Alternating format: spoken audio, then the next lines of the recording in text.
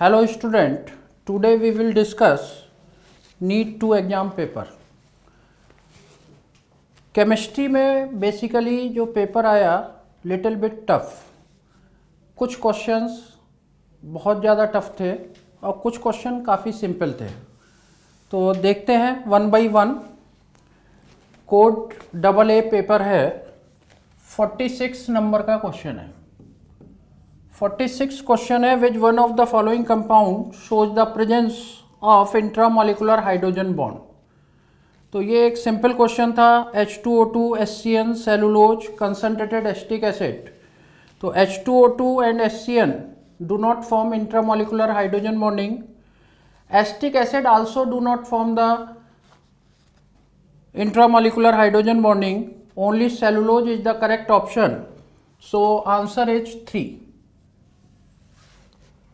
47 है the molar conductivity of 0.5 mole per decameter cube solution of AgNO3 with electrolytic conductivity of 5.76 into 10 की power minus 3 Simon per centimeter at 298 Kelvin H। तो ये एक numerical था और simple concept पे था कि molar conductivity is equal to 1000 into kappa upon m and 1000 kappa is the specific conductivity और electrolytic conductivity that is 5.76 into 10 की पावर माइनस 3 अपॉन मोलरिटी आपको गिवन है 0.5 and answer is 11.52 Simon centimeter square mole minus 1. So answer is 11.52 and the option is 2. तो 47 का 2 option आ गया। 48 question थोड़ा सा अलग टाइप का क्वेश्चन था। The decomposition of phosphine on tungsten at low pressure is a first order reaction. It is because the actual में होता क्या है कि फॉस्फीन लो प्रेशर पर फर्स्ट ऑर्डर होती है and at high pressure zero order होती है। तो अब इस केस में होगा क्या कि जब लो प्रेशर है, फर्स्ट ऑर्डर रिएक्शन है, तो सारी हाइड्रोजन PH3 अवेलेबल रहेगी for the reaction and it does not depend on the surface coverage. तो जीरो ऑर्डर में ये directly proportional and in first order it is independent of the surface coverage. तो इसका option आ जाता है 3। तो 48 question का ऑप्शन है 3। 49 है the coagulation values in millimole per litre of the electrolyte used for the coagulation of H2S3 are given below. और इसमें NaCl की वैल्यू दे रखी है 52, BaCl2 की दे रखी है 0.69 एंड MgSO4 की दे रखी है 0.22। और आपसे पूछा गया है कि the correct order of their coagulating power is. तो यू नो दैट कि कोगुलेटिंग पावर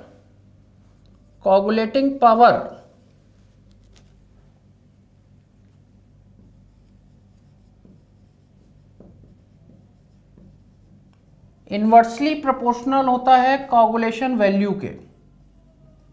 कोगुलेशन वैल्यू जितनी कम कोगुलेशन वैल्यू उतनी ज़्यादा कोगुलेटिंग पावर। तो अब इसमें सबसे ज़्यादा कोगुलेटिंग पावर किसकी हो गई? MgSO4, then BaCl2, then NaCl and option is 3। तो 49 का 3 ऑप्शन आपका सही होगा। 50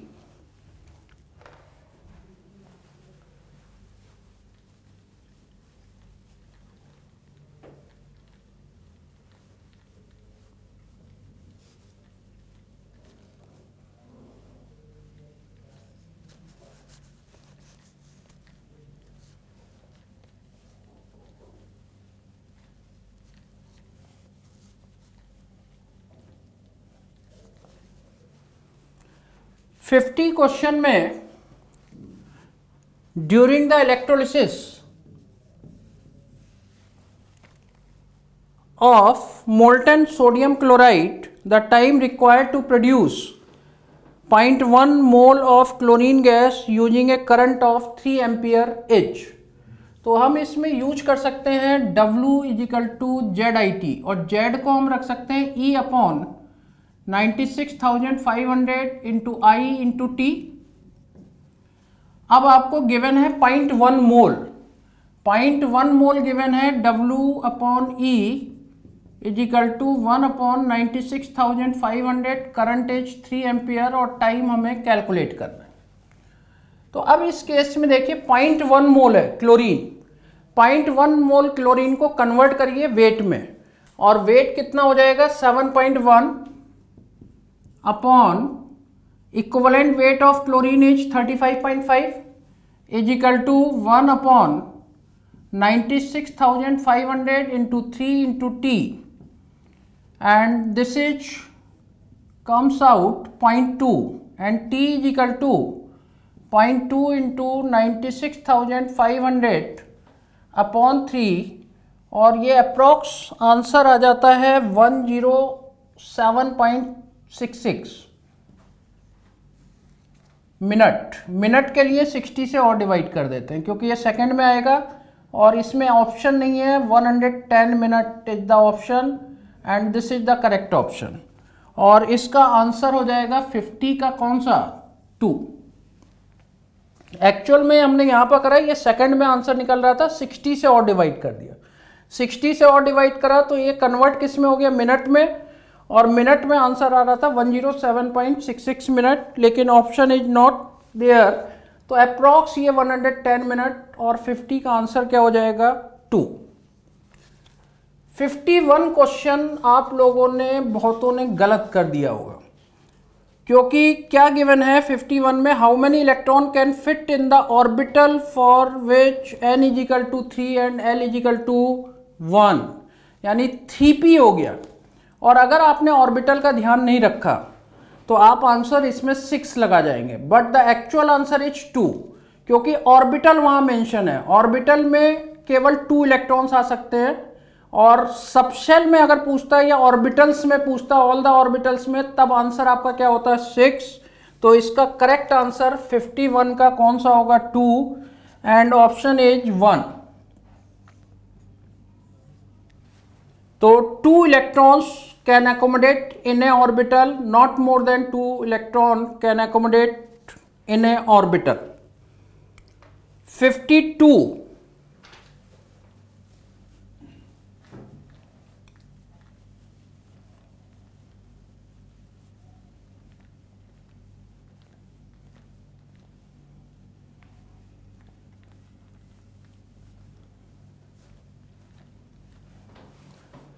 52 क्वेश्चन है, for a sample of perfect gas when it's pressure is changed isothermally from Pi।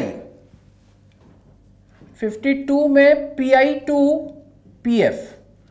तो ये सिंपल फॉर्मूला होता है, फैक्चुअल टाइप का क्वेश्चन है, delta S = NR ln Pi upon Pf। This is the factual question, इसमें कोई आपको अपना दिमाग नहीं लगाना था, डायरेक्ट ये क्वेश्चन था। 53 इज द इजीएस्ट वन, और 53 में want of factor for a dilute aqua solution of the strong electrolyte barium hydroxide. तो 52 का ऑप्शन था 2, एंड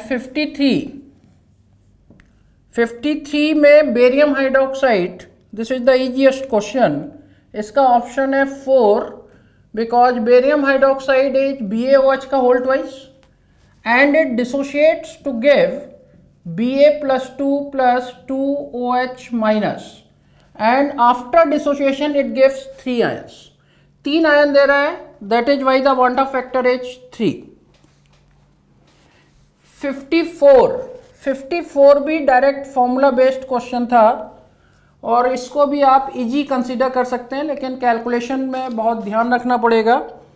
और इसमें आपसे एक बेस दे रखा है pyridine, the percentage of pyridine that forms pyridinium ion in a 0.1 m aqueous pyridine solution, के भी गिवन है 1.7 × 10⁻⁹।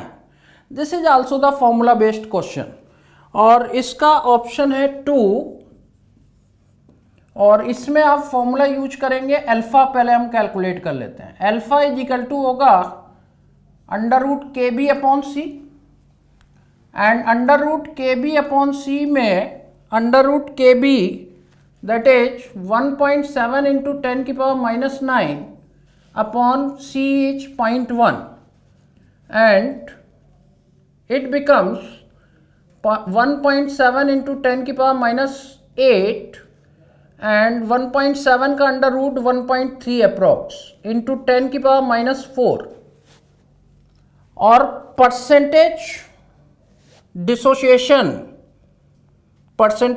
डिसोसिएशन कितना हो जाएगा? फर्दर इसको मल्टीप्लाई करना पड़ेगा 100 से, तो 1.3 into 10⁻⁴ into 100, this is the percentage, and it becomes 0.013%।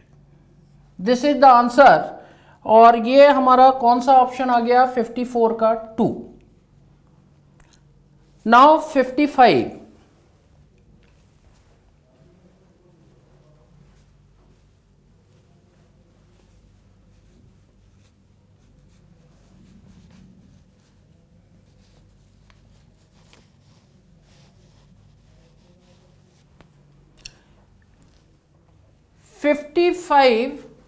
Is also a very easy question, और इसका ऑप्शन है 3rd।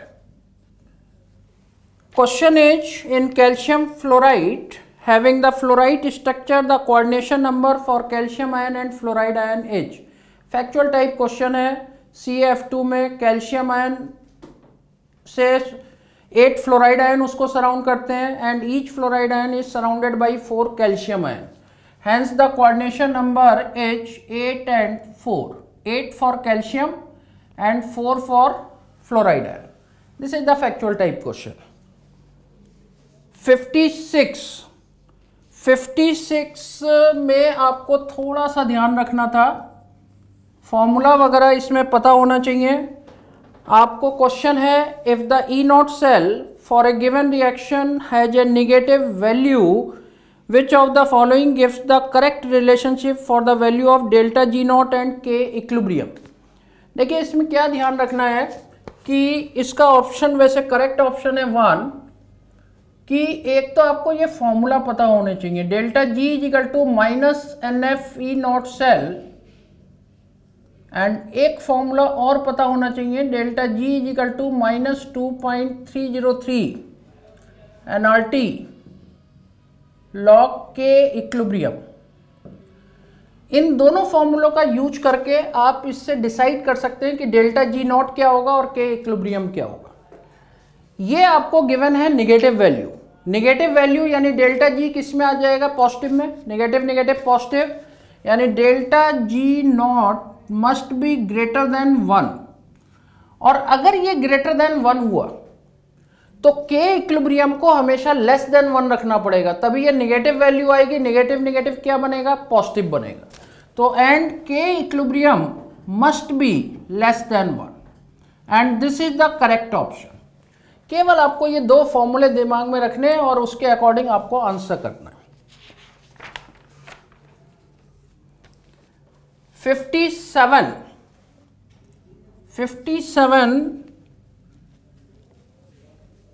is also the factual type question। 4 इसका आंसर है। एक्चुअल में आपसे पूछा गया है which one of the following is incorrect for ideal solution. Ideal solution में कुछ चीज़ों का ध्यान रखना था कि आइडियल सोल्यूशन में डेल्टा H मिक्सिंग 0, यानी नो हीट इवॉल्व्ड और absorb. Delta V mixing is 0, no change in volume. और इसके बाद अगर डेल्टा S मिक्सिंग पूछा जाता तो ये पॉजिटिव होती, और डेल्टा S मिक्सिंग पॉजिटिव होने की वजह से डेल्टा G मिक्सिंग भी निगेटिव होगी, because reaction is spontaneous. Mixing हो रही है तो reaction is spontaneous, so for ideal solution delta G mixture never be 0। तो इसका आंसर बनेगा delta G mixture is equal to 0 is the incorrect option. आपसे पूछा गया इनकरेक्ट कौन सा है।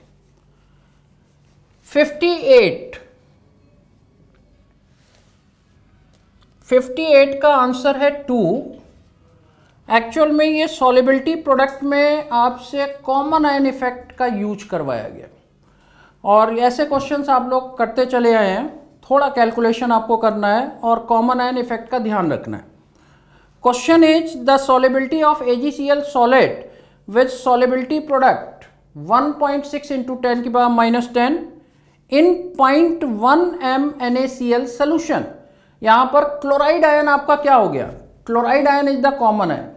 अब इस क्वेश्चन को सॉल्व करने के लिए आप क्या करेंगे कि NaCl give Na plus Cl minus, ये 0.1 डिसोशिएट करके 0.1 and 0.1 and AgCl gives Ag plus Cl minus, X and X common ion को प्लस कर देंगे क्योंकि क्लोराइड आयन कंसंट्रेशन X तो AgCl से प्रोड्यूस हो गई और 0.1 गया।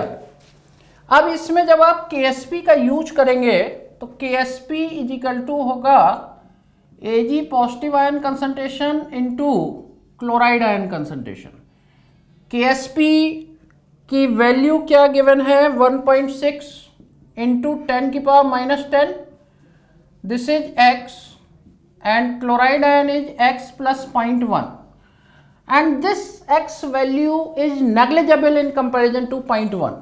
तो यहाँ पर आपका X can be neglected in comparison to 1, then 1.6 into 10 की power -10 is equal to X into 0.1 and X is the solubility 1.6 into 10 की power -10 upon 0.1, that is 1.6 into 10 की पावर -9 m।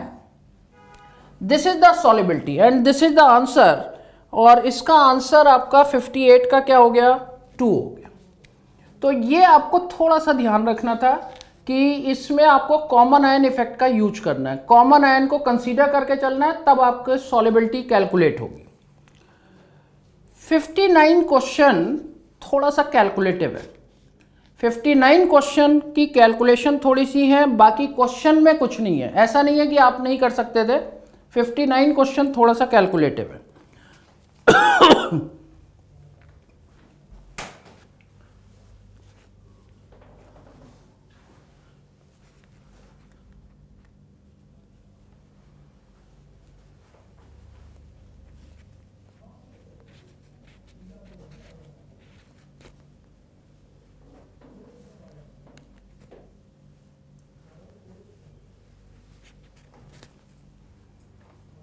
देखिए 59 क्वेश्चन में जो इंफॉर्मेशन आपको गिवन है, पहले हम क्वेश्चन देख लेते हैं क्या है। Suppose the element X and Y combine to form 2 compounds XY2 and X3Y2। ये आपको 2 कंपाउंड ये फॉर्म हो गए। अब कुछ इंफॉर्मेशन गिवन है आगे। When 0.1 mole of XY2 weighs 10 gram, 0.1 mole XY2 weighs 10 ग्राम, और दूसरी इंफॉर्मेशन गिवन है and 0.05 mole of X3Y2 weighs 9 gram. 0.05 mole X3Y2 weight 9 ग्राम। अब सबसे पहला काम हमें क्या करना पड़ेगा, इसके एटॉमिक वेट चाहिए मुझे X एंड Y के। सबसे पहले इन दोनों के मॉलिक्यूलर वेट कैलकुलेट कर लेते हैं। मॉलिक्यूलर वेट को कैलकुलेट करने के लिए आप क्या करेंगे, molecular weight of XY2 is equal to weight upon moles. ये देखिए, ये मैंने केवल रिवर्स कर दिया formula. Mole is equal to W/m पता है मॉलिक्यूलर वेट, इसको मैं इधर ले गया, मोल्स को इधर ले आया, और W is 10 upon 0.1 that is 100, यानी मॉलिक्यूलर वेट ऑफ XY2 आ गया 100। In the same way, we can calculate molecular weight of X3Y2. It is also W upon moles. W by moles 9 upon 0.05, that is 180.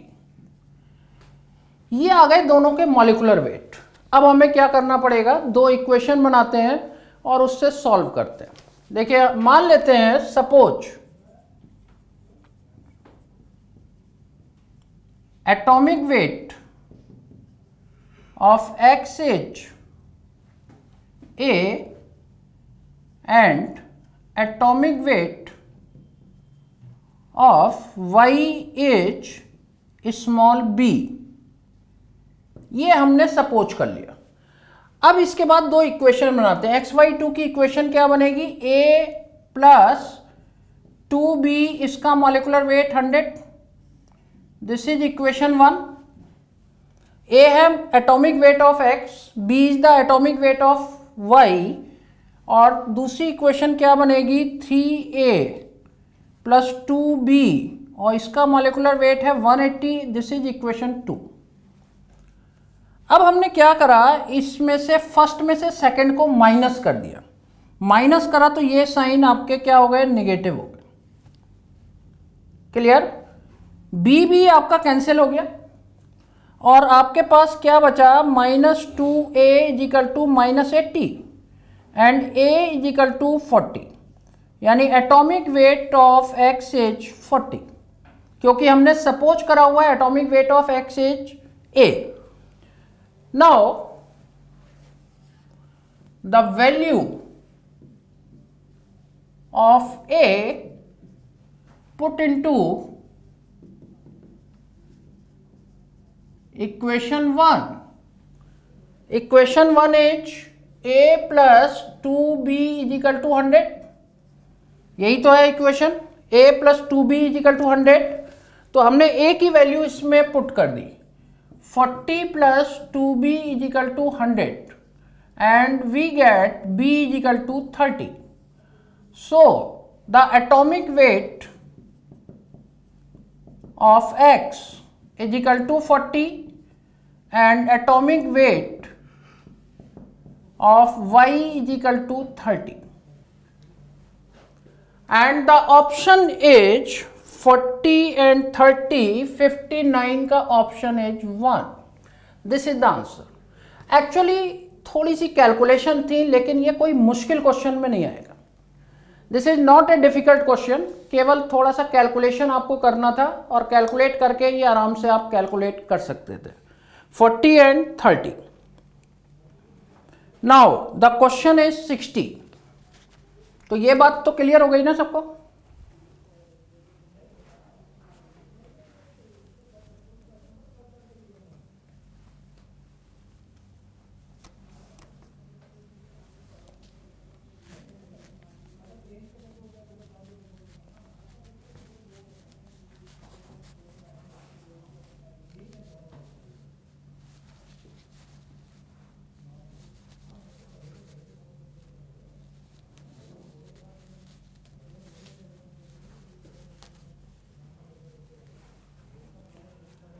Question देखिए, question number 60।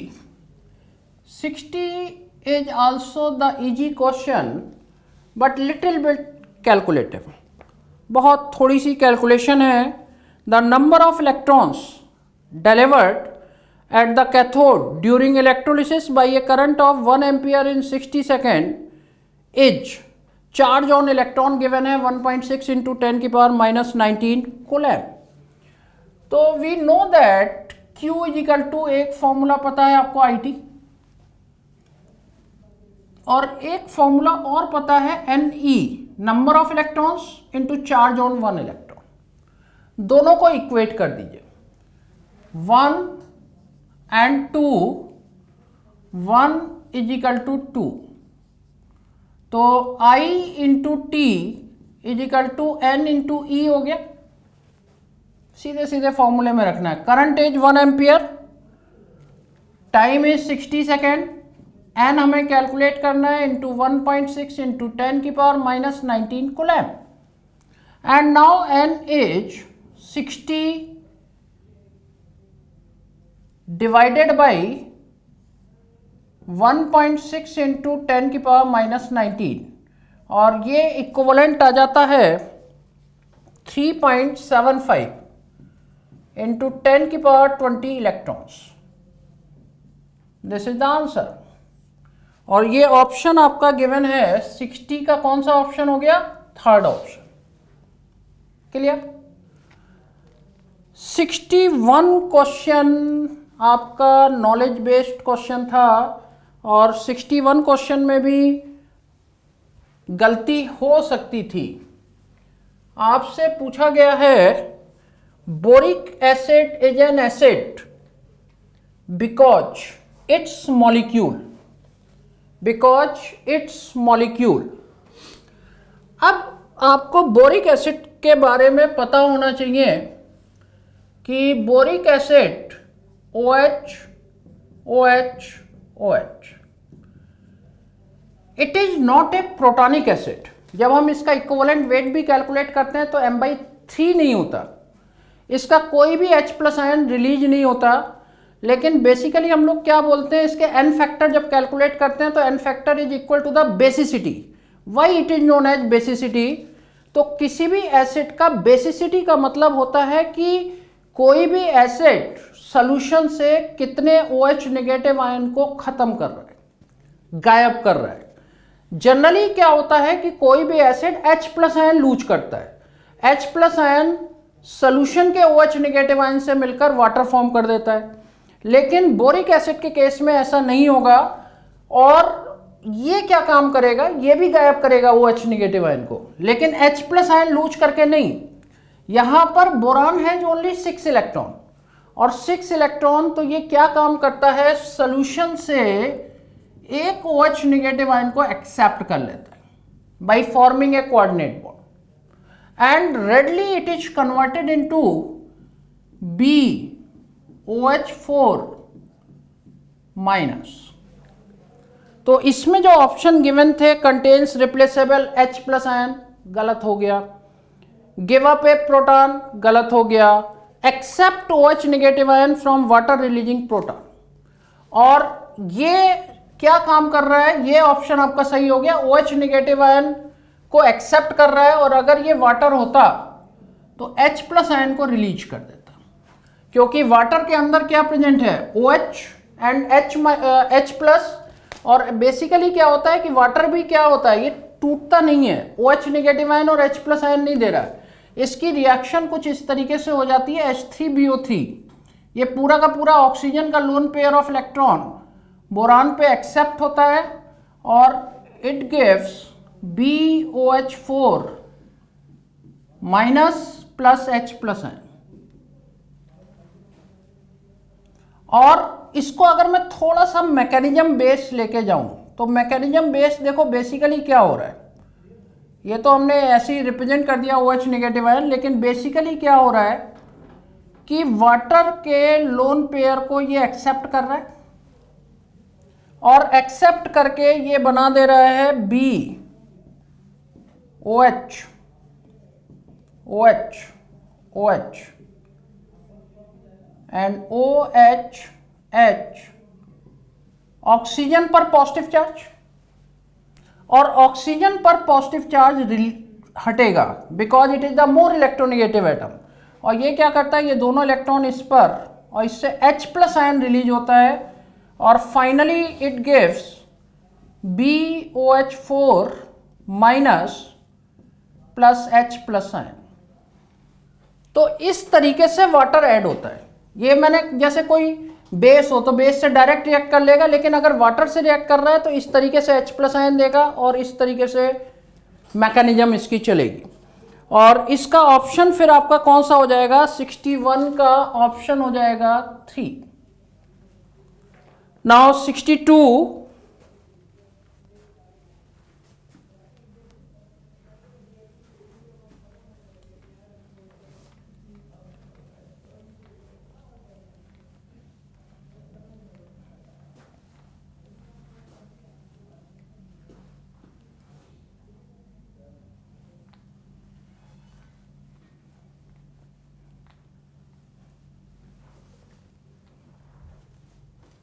Now 62 factual type question है कि AlF3 is soluble in HF only in presence of KF.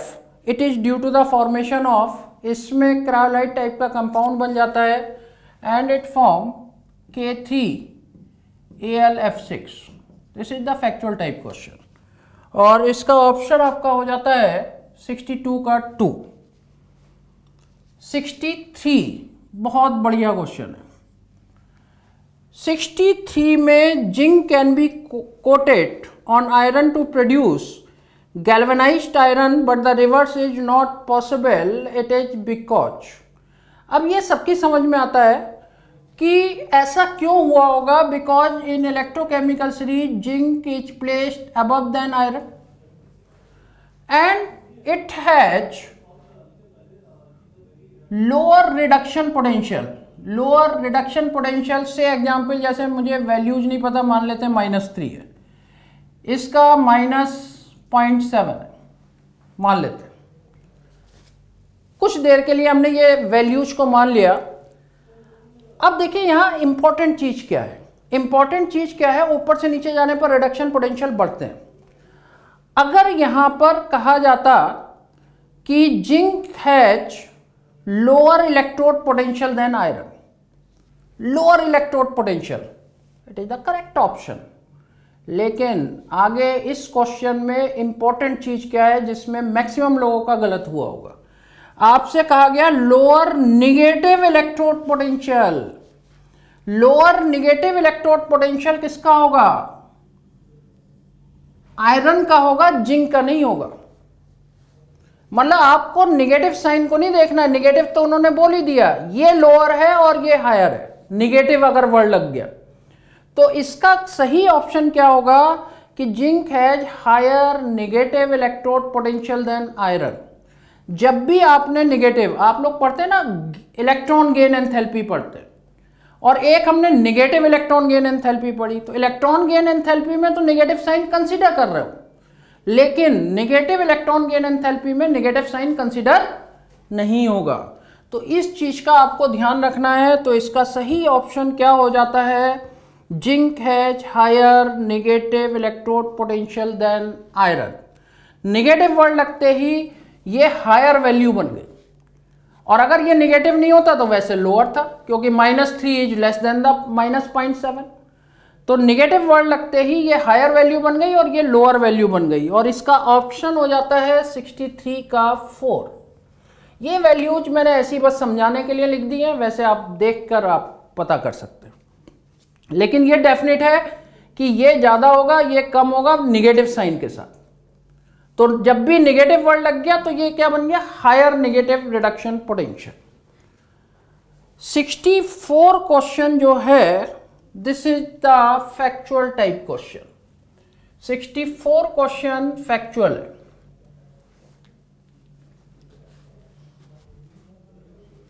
(64) में कहा जा रहा है the suspension of slaked lime in water is known as. ये factual type question है. It is also known as milk of lime, and answer is 3, milk of lime.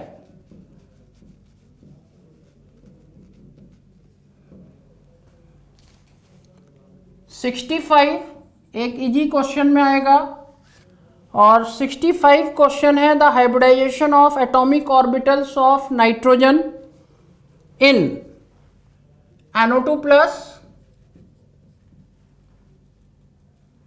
NO3 minus and NH4 plus.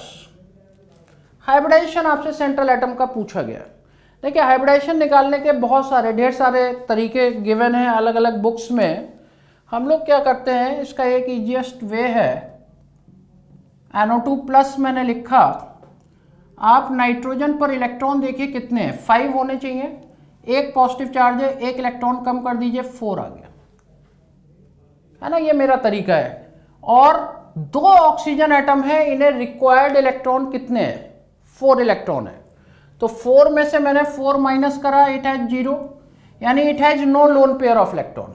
अगर इस पे electron बच जाते तो दो दो इलेक्ट्रॉन का एक एक पेयर बन जाता है, और वो क्या होते हैं, लोन पेयर। तो 0 lone pair plus surrounding atom जोड़ दीजिए, कितने हैं, 2, तो this is 2, hybridization is sp। 2 means sp, 3 means sp2, 4 means sp3, 5 means sp3d, 6 means sp3d2, 7 means sp3d3। अगला देखिए इसी तरीके से करते हैं, एक और समझिए। NO3 माइनस है, नाइट्रोजन पे 5 होते हैं और एक नेगेटिव चार्ज है, तो यहां पर एक इलेक्ट्रॉन बढ़ गया 6, और 6 को कितने की जरूरत है, 6 की, एक ऑक्सीजन को 2 की जरूरत होती है। 6 में से 6 माइनस करा, 6 माइनस करा, और इजिकल टू क्या हो गया, 0, 0 में हमने 3 एटम जोड़ दिए, तो दिस इज 3 का मतलब ये हो गया sp2। NO3 माइनस में नाइट्रोजन पे 5 होते हैं, एक नेगेटिव चार्ज 6 की रिक्वायरमेंट आई, -6, 0 मतलब कोई लोन पेयर ऑफ इलेक्ट्रॉन नहीं, सराउंडिंग एटम का नंबर 3, सेंट्रल को छोड़ दीजिए, सराउंडिंग का नंबर केवल लिखना है, अगर डिफरेंट हो उन सबको काउंट कर लीजिए बस, और 3 आ गया, 3 मीन्स sp2। और NH4 प्लस को अगर हम देखें तो NH4 प्लस में देखो नाइट्रोजन पे 5, एक पॉजिटिव चार्ज, तो ये रह गया 4 में से 4 को माइनस, 0 प्लस 4 हो गया, दैट इज sp3। यानी हाइब्रिडाइजेशन तीनों का क्या आ गया, sp, sp2 एंड sp3, और इसका 65 का ऑप्शन गिवन था 3, 65 का ऑप्शन था 3। Now 66 question.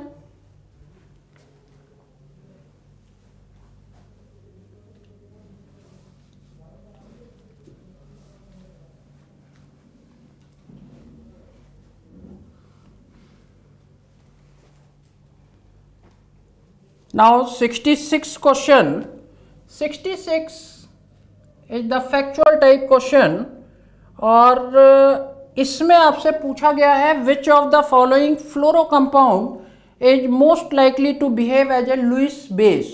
लुईस बेस के लिए क्या होना चाहिए, सेंट्रल एटम पर लोन पेयर ऑफ इलेक्ट्रॉन होना चाहिए, और lone pair of electron BF3 option है, डेफिशिएंसी है। CF4 में कोई भी कार्बन पर लोन पेयर नहीं, SiF4 में कोई भी लोन पेयर ऑफ इलेक्ट्रॉन नहीं, option is PF3, phosphorus H, 1 lone pair of electron. तो आंसर इज 2। 67 क्वेश्चन। 67 क्वेश्चन के 2 ऑप्शन हैं, और ये 2 ऑप्शन हैं 1 एंड 4। 1 एंड 4 कोई सा भी आपने ऑप्शन लगाया होगा बोनस मार्क्स मिलेंगे, मतलब ये तो आपको मिलेंगे ही मिलेंगे।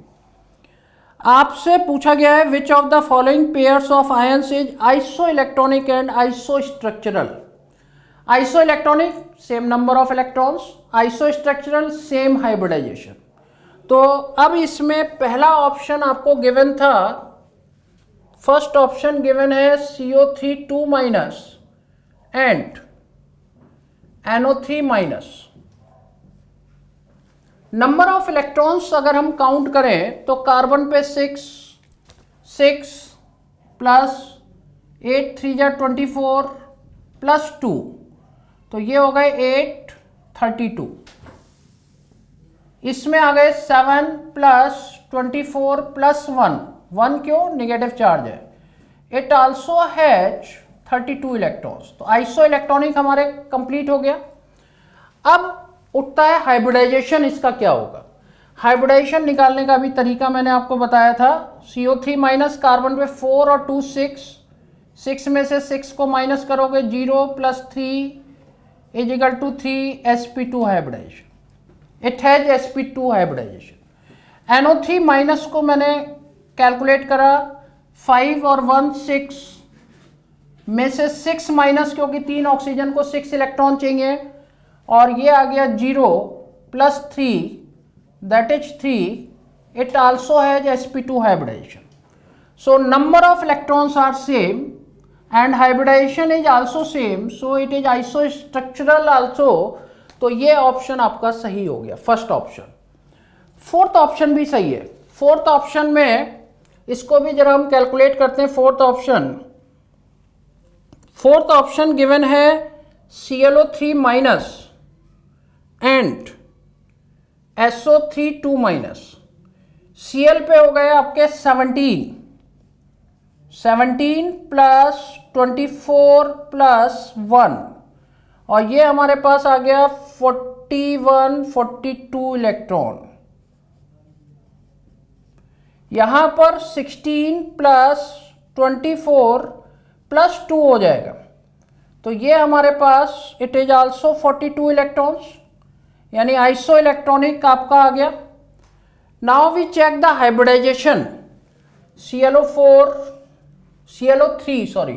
ClO3 minus. अब देखिए इसमें 7 इलेक्ट्रॉन होते हैं Cl पर, 7 और 1 ज्यादा है तो 8 माइनस 6 2 इलेक्ट्रॉन। अब देखिए इसका बन गया एक loan pair plus surrounding atom 3 4 का मतलब इट हैज sp3 हाइब्रिडाइजेशन।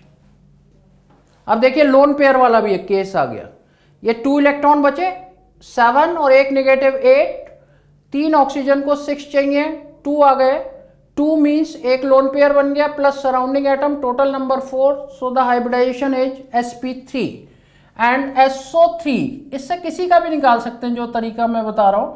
6 और 2 8, again 6 minus 2 1 lone pair plus surrounding atom 3 that is 4, hybridization is sp3। So isostructural हो गया, आइसो इलेक्ट्रॉनिक हो गया, तो ये ऑप्शन भी सही है। तो बोथ ऑप्शंस आर करेक्ट। ये क्वेश्चन एक ऐसा था जिसपे आपको बोनस मार्क्स मिलने, 1 and 4 both options are correct.